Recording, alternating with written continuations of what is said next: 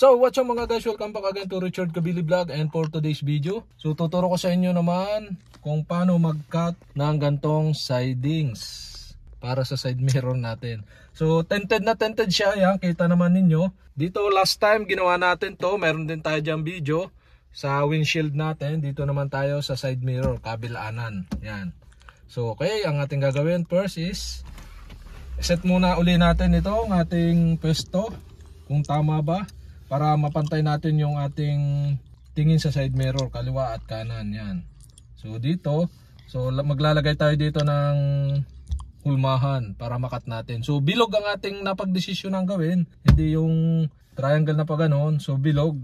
So meron tayo dyang ginawa or kinuha para makabilog tayo. So ito ang ating gagamitin. So guys, ito yan. Kalimitan naman meron tayong rice cooker. So takip siya ng rice cooker. Ang kagandahan ng takip na rice cooker, so pag ginanto nyo, kita nyo yung portion na side mirror. Yan. So saktong-sakto to. Meron kasing medyo malaki na takip ng rice cooker. So gagamitan natin itong maliit. So okay, paano nga ba siya? So okay, set natin yung head natin dito. Kung halimbawa nagdadrive tayo pa ganito, yan, para kita natin yung pinakang side mirror natin. O, tatapat lang natin pa ganon, yan, yan, bilog. So dapat yung visual ng inyong mata pagtingin nyo sa side mirror is masasakop nitong takip ng rice cooker.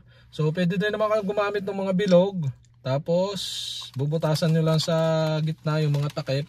Tapos lalagyan nyo ng mga double adhesive, tapos ididikit nyo, tapos yun ang pinakang guguhit. Pero dito sa atin, ito ang ating gagamitin, takip ng rice cooker, yan. So once na na-set nyo na yung tamang spot ng inyong mata papunta sa side mirror, yan, atin sinisipat yung tamang spot na, yan. Okay, bago nyo iset yung inyong takip ng rice cooker, so meron tayong gagawin para once na ma-set natin pa ganun, so pwede natin bitawan. So lalagyan natin ng lana.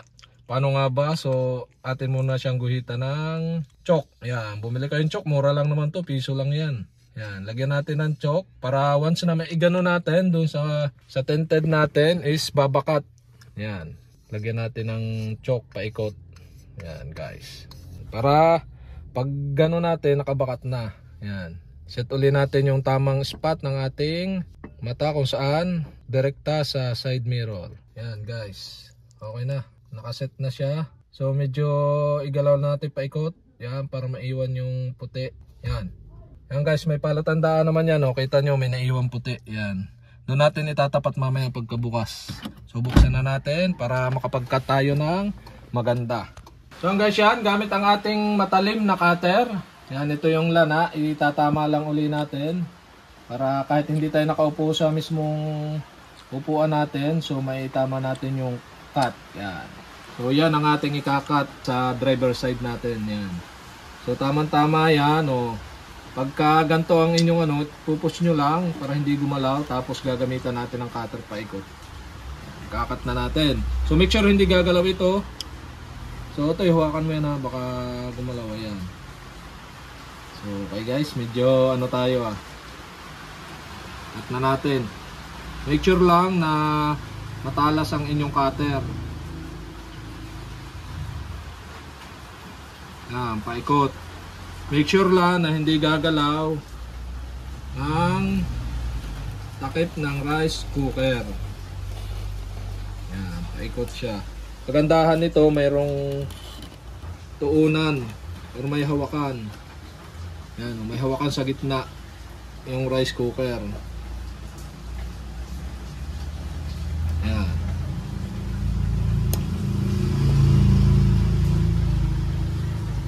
So try pa natin sa pang-ikot para sure.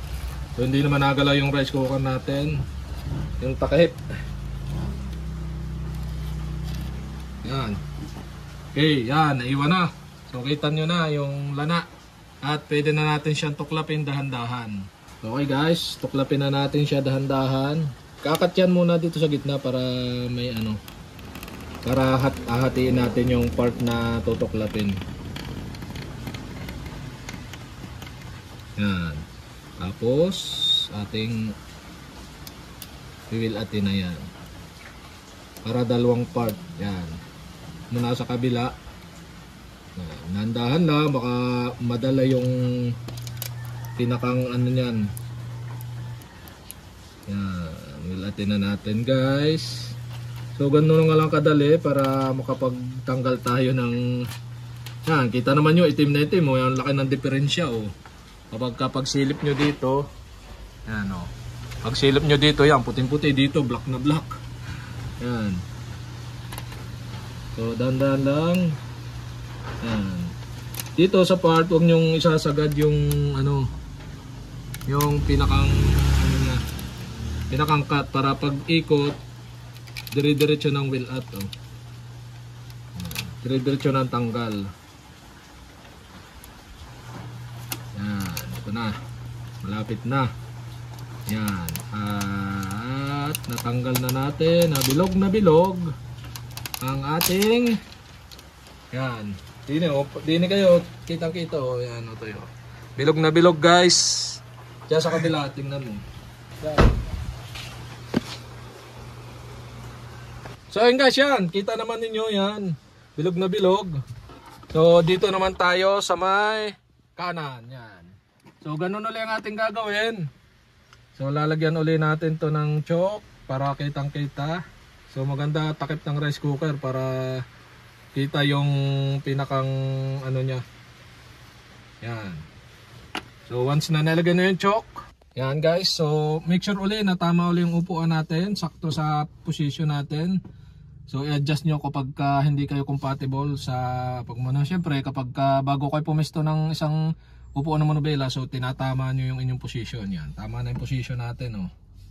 So dito naman, pagtingin dito sa right, yan, pagtingin gamit itong ating ano, yun, kailangan nakatama. Yan, medyo ano siya dito sa gilid, yan, medyo pasagad. Hawakan mo daw, hawakan, titingnan ko kung sakto na, di mo lang, tiinan mo lang yan. Yan, para sakto na nga ah. Sakto na yung bilog, nahan yung bilog. Nandun yan. Yung mas mababa are. Kaysa doon sa kabila. Oo, ganun talaga. Mas bababa yung part na yan. Dahil, yan, sakto lang ata ah. Sakto lang yan oh. Dapat sisipatin nyo yan. Pag tingin nyo. So, okay. Parang adjust natin ng konti. Yan. Yan, okay na yan. Tapos, ikot natin ng ano, para maiwan yung chalk. Para mamaya pagbukas natin pagkakat, madali. Yan. Yun, may lana na oh. Kita nyo yung lana. Yan. Tsaka doon sa taas. Oh. So, tatama na lang natin dyan. Yung pinakang ito. Tapos ikakat uli natin. So, ito, ibuksin na yung pinto. Naman tayo sa kabila. So, and guys, yan. Nandito yung lana at atin lang susundan yung lana na ito. Yan, tatama uli natin. So, sa pinakang lana. Yan, i-adjust natin kanina konti.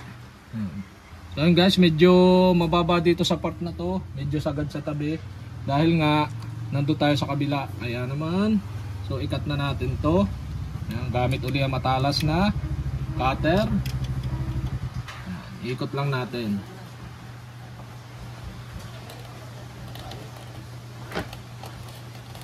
Yan, ikot. Nalangit-ngit ay. Ikot nyo lang. Oop, yan. Dapat ay matalas ang cutter nyo para pagka ano, diretso isang ikot lang. So try pa natin ng isa. Make sure na hindi nagalaw yung inyong takip ng rice cooker. Yan. Yan, para pag-cut is maganda. Yan. Okay, bitawan na natin at yan, bilog na uli. At lalagyan uli natin ng lana dito sa gitna para isang cut. Yan. Tapos huwag nyo yung isasagado sa mismong baba para pag ano natin, mamaya dire-diretso. Yan. So dito ulit tayo sa taas magsisimula. Yan. Tanggalin na natin. Sungkitin nyo lang. Parang hindi natin makita yan. Yan. So sungkitin nyo lang yan. So make sure lang na hindi madala yung labas na part. So tiyagaan lang pag ano nito. Huwag nyong gasinong bilisan at baka madala pati yung part na hindi kailangang ikat. Yan. So dahan-dahan lang. Yan. Dire-diretso na naman yan at magandang cut natin. Oh. May lana naman. Yan. Oh, dire-diretso. So, hindi natin sinagad. Diretso na rin yan doon sa kabila. Oh. Yun, napilas na nga.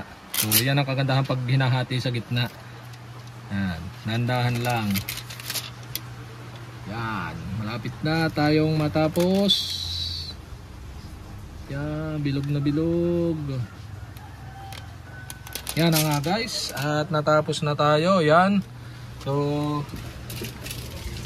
okay, tingnan natin. Yan, kita sa labas. Ito yun na. Papakita ko naman sa inyo guys kapag nandito na sa loob.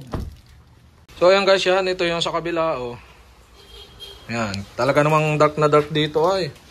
Tapos ito yung last time sa tinted natin yan. Sinusukat ni Otoy.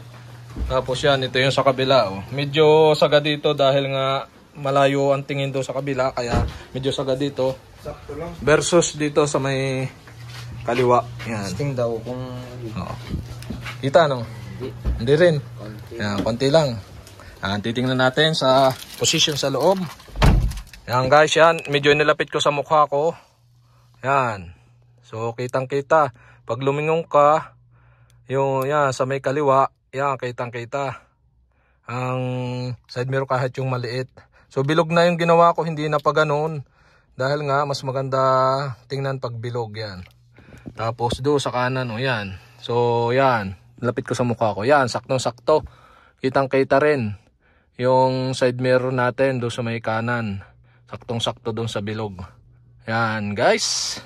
Yan, at yan ang ating windshield.